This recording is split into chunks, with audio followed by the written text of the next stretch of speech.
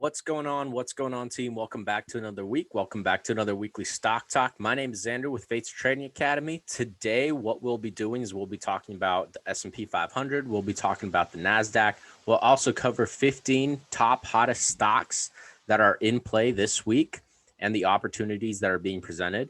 If you guys aren't subscribed, make sure you guys subscribe. That way you guys get these notifications when these videos drop every single week. We do this every single week. And if you guys find any value in this video, make sure to like this video and share it with a friend. So the first thing we're going to jump into is going to be the S&P 500. So we're taking a look at the S&P 500 right now. Let's go ahead and zoom into it.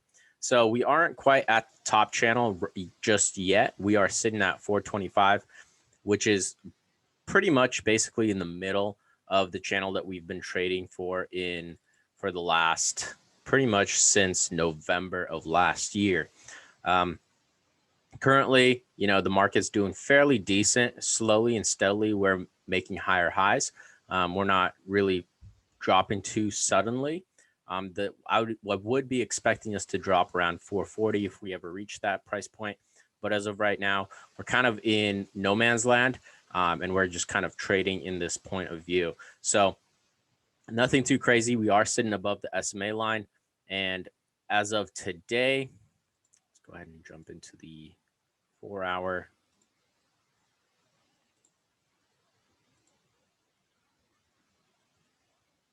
As of today, we are sitting above the EMA line right here, this blue line. So we are looking fairly good. We've been, like I said, making slow and steady progress to the upside. So nothing too crazy, no crazy action going on here. Nothing that I'm too concerned about. As always, we're just taking it day by day. As day traders, that is our job, is to look for opportunities on a daily and weekly basis. So that's what's going on with the S&P 500. With the NASDAQ, I would expect it to be the same thing. Nothing too out of the ordinary. So that's /NQ for the NASDAQ. The one thing I will say about the NASDAQ is we did break two higher highs. We are sitting at 14,126, which is just above our resistance that we previously had, which is a good sign. We are looking a little overbought on the 4-hour. So I wouldn't be surprised to see a little bit of a pullback in, the tech space if this does end up pulling back. We have reached these levels previously, just when we faked out above this resistance earlier back in April, twice in April, actually, the beginning of April and the end of April. So we're about at the same level.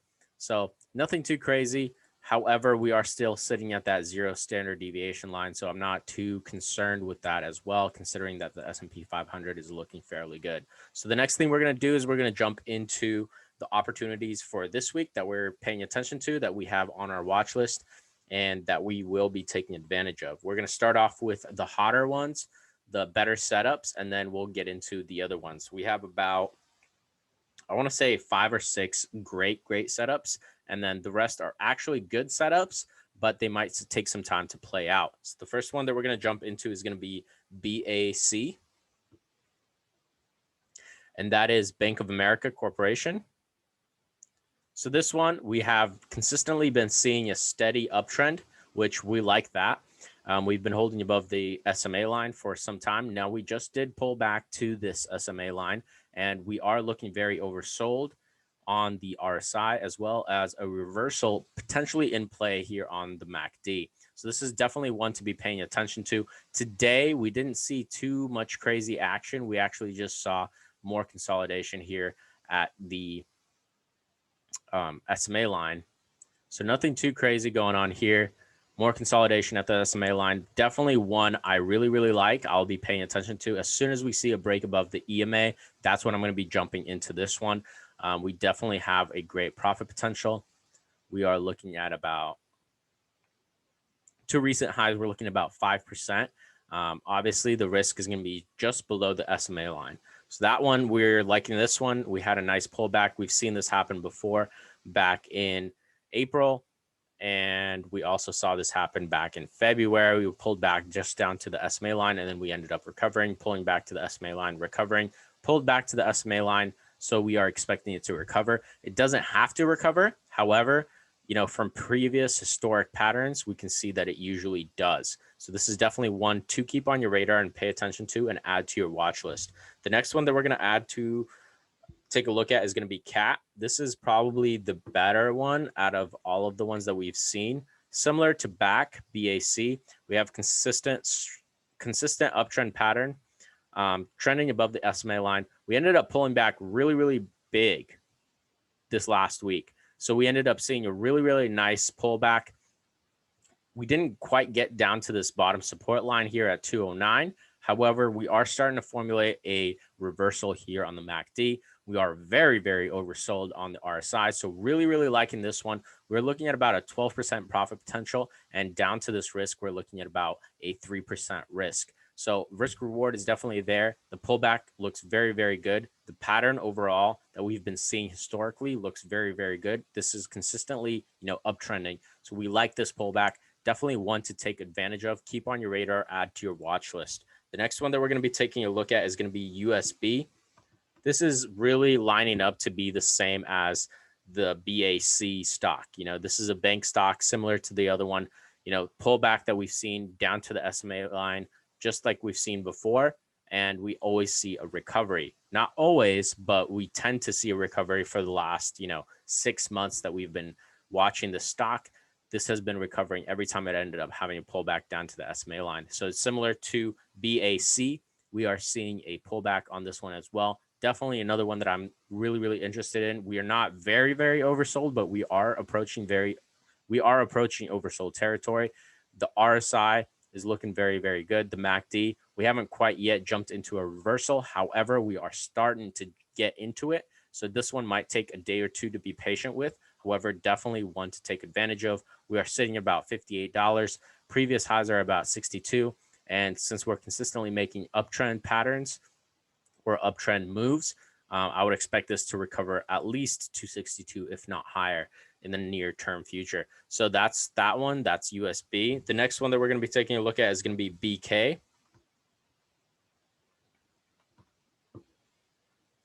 This is another bank stock. It's very similar to BAC and USB, right? Another pullback down to the SMA line, another recovery. We're sitting about 48.36. Previous highs at 53.22. Consistent uptrend pattern. Really liking this setup. This pullback, oversold, not super oversold, but we are sitting at about 31, which is considered oversold. And the reversal, I would expect this to take place very soon. So this is definitely another one to add to your watch list, maybe a day or two before this thing actually starts rallying back up to the upside. However, definitely pay attention to this one, add this one to your watch list. And if you see value in it, you know what to do, right? So the next one that we're going to take a look at is going to be SKLZ. This one, we ended up seeing a pullback. We are sitting at about 35 on the RSI. We ended up pulling back down to the support right here, where we do have some significant volume coming in. However, it hasn't been doing too hot lately. We are below the EMA, but this is one definitely to pay attention to. I believe that we should expect to see a support here on the SMA, which is about 17.99. We're sitting about 19.85 right now. We might pull back to 17.99, which is actually lining up with our support. So that would make sense if we do pull back to this point. And then I expect us to slowly start making higher highs. We did see a high up at 46.3 back in February. So I wouldn't be surprised to see this thing end up pushing up to the upside. We are right below the 0 standard deviation line. So not too surprised that we might see a reversal to the upside here on this one. The next one that we're going to be taking a look at is going to be SNDL. Nothing too crazy happening here today. It was more so consolidation. We didn't see too much action going on here. The volume's fairly low. However, the reason this one caught my eye is we are starting to come into a reversal, and I would expect this to at least rally up to 147 from $1.07 that we're at right now. This has rallied up to beyond 423 before back in February. And SNDL, you know, This is, I think, is going to do fairly well long term. However, we're not here for the very long term. We're here for, you know, taking our profits and walking away, right? So I would expect this to make highs at least up to 146, and then I'd probably start taking profits around 138, if not, you know, 130, right? So this is coming into a reversal. Just keep this in mind, add this to your watch list, and once this thing breaks EMA, make sure to jump into this one. This is a very good opportunity to take advantage of. The next one that we're going to be taking a look at is going to be AAL. So airline stocks have been pulling back last week fairly well. We ended up in the oversold territory here on the RSI. We are still pulling back on the MACD. However, we are sitting at the SMA line. So we ended up seeing a very nice pullback of about 12%. So our profit potential is about 12%. Our risk management is going to be sitting around, you know, 1 or 2, 3% just below the SMA line. So that's about $22, maybe $21. However, I do believe that airlines are going to start kicking back in, which because of COVID, you know, and it ending up to, you know, coming to an end, I would expect this to start rallying to the upside here in the near term future. So this is kind of the setup and what I'm paying attention to here with the airline stock of AAL, American Airlines. And the other one that we're going to be paying attention to is also another airline stock, which is UAL, which is United Airlines. Very similar setup. We're looking at about a 6% pullback here on this one, and very similar setup. We did pull back down to the SMA line. We are sitting at support, and we are fairly oversold here on the RSI. So this is another one that I'd be paying attention to. We're about $55. We had highs of $63 back in March. So pay attention to this one. You know, if we do break above the EMA line, definitely one to take advantage of and add to your watch list if you see value in airlines at this particular moment. The next one that we're going to be taking a look at is going to be VALE, VALE. This one we did take a look at here on Monday. We ended up making higher highs. We gained about, since Friday's close, we gained about, you know, about 1%. This is still another one that I'm fairly interested in. Nothing too crazy. We're not very overbought here on this one. However, definitely one to pay attention to. Not an AA plus setup. However, we have been consistently making higher highs on this one. And, you know, definitely one that I'm very interested in just because of the consistent pattern that we've been seeing. This little pullback gives us a little bit of an opportunity to jump into at a better deal than we normally would. So that's kind of the setup here with VALE. The next one that we're going to be taking a look at is going to be FUBO, FUBO.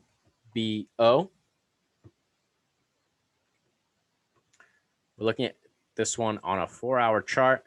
We ended up seeing a bit of a pullback here on last week, and then we ended up starting to push up, similar to the last one that we just talked about. Not an AA plus setup. However, we've seen highs of 63.33. So one to consider. This is definitely not one of the better ones that I would say that we should be taking a look at. However, you know, definitely one to consider since we're sitting above the EMA line, right? If you're looking for opportunity, this is probably one of the ones to take advantage of and, you know, consider that we might jump into this one. We do have a resistance here up at 34, I believe it was, or 33.38. So consider that. We're sitting at about 29.56. We're not fairly overbought, but it would make sense that we'd end up being overbought once we reach this resistance level. So consider that. The next one that we're going to be taking a look at is going to be NNDM. So this one here, we ended up seeing some pullback last week. We ended up breaking up to the upside here on Monday, which did look fairly good. Let's check how much we ended up pulling up to the upside. We ended up pulling up about 5%, 4.25% here on Monday. So I do see this pulling to the upside long term.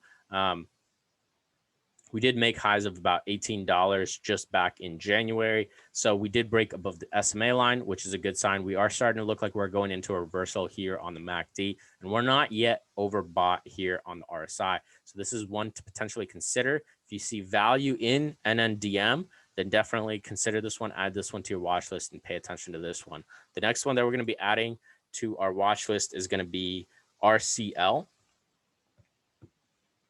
We did have some COVID cases here on RCL, Royal Caribbean's, when we ended up we saw that there were some passengers that ended up getting quarantined on one of the cruises that ended up making sail.